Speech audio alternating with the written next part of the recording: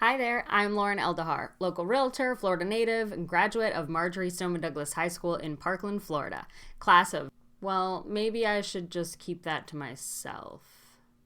I'm here to tell you the things that no one tells you about Parkland, Florida. If you have more questions when I'm done, contact info is in the description box, and if you want to see Parkland homes for sale, there's a link down there too. Now, the first thing no one tells you about Parkland, Florida is that it's about as far west as west can go. You are basically in the Everglades. You're as far from the beach as you can get in this area of Florida, which is still only like 30 minutes tops. But at night, you will hear crazy mating sounds of frogs, and during the day, you'll see beautiful birds like blue herons just walking around this suburban paradise. And then you'll remember, oh yeah, I only live a hop, skip, and not even a jump away from the Everglades.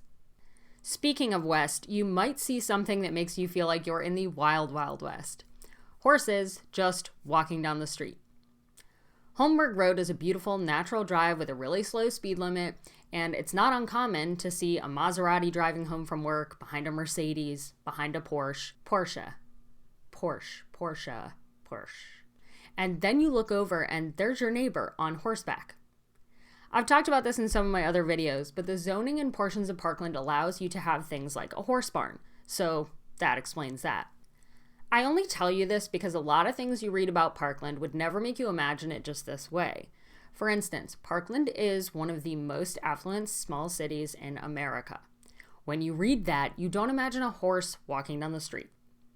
Or maybe you do, because horses are really expensive. But that brings up the other thing people don't tell you. Parkland is considered a small city. As of the 2020 census, I think we are at almost 24,000 people.